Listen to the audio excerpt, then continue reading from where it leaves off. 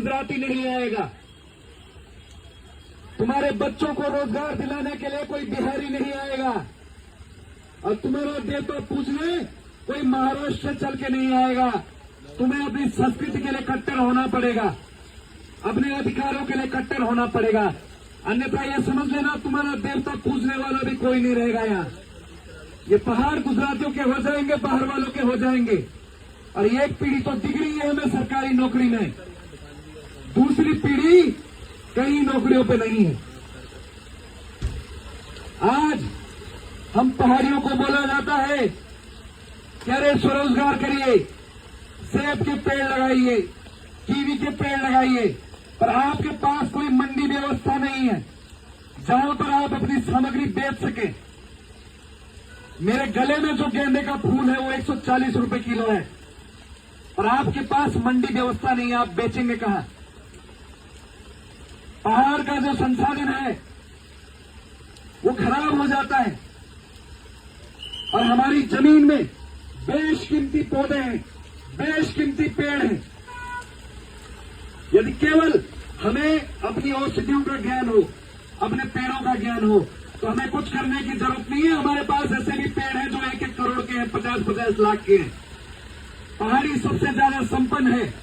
एक माहौल पहाड़ियों के प्रति बनाया जा रहा है कि इन पहाड़ियों को अस्पताल नहीं देंगे, इन पहाड़ियों को रोजगार नहीं देंगे, और देखते हैं पहाड़ी कब तक रहते हैं इस पहाड़ पर। और जिस दिन तुम पहाड़ छोड़ोगे उस दिन तुम्हें पता लगेगा इस पहाड़ की कीमत क्या है। दुकानों में जो 20 रुपए की पानी की बोतल है उसको देखना, जब एक बोतल 1 लीटर 20 रुपए का है तो हमारे इधर से जो नदियां बह रही है वो कितने करोड़ों अरबों की है। कभी हमारे जल से हमें रोजगार नहीं दिया गया। पूरे देश में पीने के लिए पानी नहीं है। हमारे यहां से गंगा भी बह रही है, यमुना भी बह रही है, खरबों लीटर।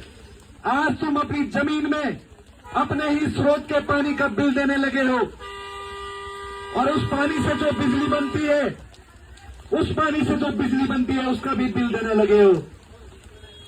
सारे संसाधन तुम्हारे, जंगल तुम्हारा, जल तुम्हारा, और तुम बिल देने पे लगे हुए। आज तुम पठाल वाला मकान नहीं बना सकते, तुम लकड़ी का मकान नहीं बना सकते। हम वो पहाड़ी समाज के लोग हैं जिनको केवल नमक और गुड़ की जरूरत थी इस पहाड़ के बीच रहने के लिए। आज तुम्हें सीमेंट, सरिया, सब कुछ देसी मिस्त्री तक चाहिए, और ये बिल्डिंगें बनाकर तुमने बाहर के बनियों की जेब भरी है, अपनी जेब कंगाल की है, लोन लिया है, जबकि तुम्हें किसी चीज की जरूरत नहीं थी। तुम्हारा भरण पोषण करने वाला जंगल है। हरिद्वार के किसान को बोला जाता है कि अपने खेत के अगल बगल सफेदे का पेड़ लगा, यूकेलिप्टस का पेड़ लगा, और इस पेड़ को काट और बेच, पैसे कमा। और हमारे खेत का तुन का पेड़ नहीं काटने देते हैं, हमारे खेत में होगा देवदार का पेड़ नहीं काटने देते हैं। हम जंगल काटने की बात नहीं कर रहे हैं, हम कह रहे हैं एग्रो फॉरेस्टिंग नीति में सुधार होना चाहिए। हमारे पास काजल काट का पेड़ है, हमारे पास थुनेर का पेड़ है। अगर हम पहाड़ी कुछ भी नहीं करेंगे, एक नाली में अगर 10 पेड़ भी लगाएंगे तो हमारे पास 10 करोड़ की संपत्ति हो जाएगी। पर ये सब ज्ञान आम पहाड़ी को नहीं बताया गया। आम पहाड़ी को जानबूझ के कमजोर रखा गया कि तुम्हारा रोजगार है 250 रुपए मनरेगा, मनरेगा में पत्थर फोड़ो, ये तुम्हारा रोजगार है। और पहाड़ की जनता 26 वर्षों से इन भाजपा, इन कांग्रेसों ने हमें बर्बाद करके रख दिया है। मैं यहां पर कोई समर्थन पाने नहीं आ रखा हूं, न ही किसी को लुभाने आ रखा हूं।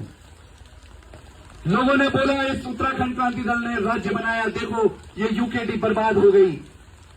चौक चौराहे पे लोगों ने बोला अरे ये तो बहुत खतरनाक लोग थे, इन्होंने राज्य बनाया, ये बर्बाद हो गई यूकेडी। अरे यूकेडी बर्बाद नहीं हुई, तुम्हारी टोपी फतोली, तुम्हारी पूजा पद्धति, तुम्हारी संस्कृति, तुम्हारे अधिकार, तुम्हारा समाज बर्बाद हुआ है। हम जितना कमजोर हुए उतना कमजोर ये पहाड़ी समाज हुआ है। और जिस दिन हम मजबूत होंगे तो आज तुम्हारी ही सड़कों पर बाहर का नंबर वाला गाड़ी वाला आता है और तुमसे ही दबंगई दिखाता है। ये जो मेरे ड्राइवर भाई बंधु हैं, ये इस बात को अच्छी तरह से समझते हैं कि किस तरह से इनको आंख दिखाई जाती है, किस तरह से इनके साथ गाली गलौज किया जाता है, किस तरह से इनके साथ मारपीट की जाती है। जिस दिन हम मजबूत हुए उस दिन यहां पहाड़ी मजबूत होगा। ठेकेदार से लेके व्यापारी से लेके सरकारी रोजगार पर केवल हमारा पहाड़ी भाई बंधु होगा। और जहां पर किसी ने बाहर वाले ने आंख भी दिखाई तो उसको उसकी औकात दिखाई जाएगी कि तुम कहाँ के लायक हो। ये पहाड़ियों का प्रदेश है, यहाँ पे पहाड़ियों का सम्मान करना पड़ेगा। पहले रोजगार पे, हर संसाधन पे पहाड़ियों का अधिकार होगा। जिस दिन हमारे हाथ में सत्ता आएगी उस दिन हम केवल और केवल अपने पहाड़ियों के लिए काम करेंगे।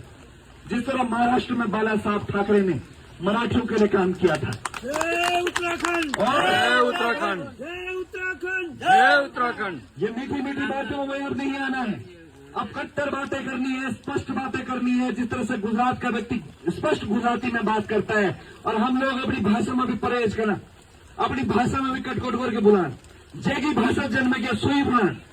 आज भी अगर आप तुम अपनी भाषा बोलने जिद पकड़ दिला तो जति भी भले अफसर आए उसको भेज लो, उन्होंने समझे नहीं होना मेरी भाषा, उन्होंने एक एक ट्रांसलेटर जरूरत पड़ी, जति भी भेड़ा गए। तो भाषा बहुत बड़ी ताकत है, संस्कृति बहुत बड़ी ताकत है। और ये उत्तराखंड प्रांति दल तुम्हारा अपना घर है और अपना घर जो मजबूत करल वो चैन से रलो। और जो अपना घर आएगा कभी पठाओ निकोल कभी लखड़ बेचल तो ते घर में चुने और बरसात में और ते घर में बांधे पड़न और ते घर में कीड़ रह न सकन। ये साफ सीधी चेतावनी समझे, नहीं समझोगे तुम्हारा अस्तित्व खत्म हो जाएगा। अब ये सब तुम्हारे ऊपर है, तुम अपने बच्चों को बेहतर भविष्य दिखाना चाहते हो या तुम्हारा हाल कश्मीरी पंडितों वाला देना चाहते हो अपने बच्चों को।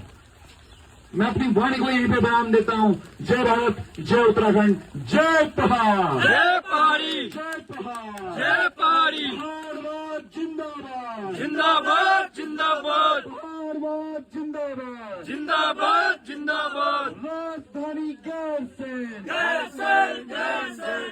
बहुत बहुत धन्यवाद आप सभी।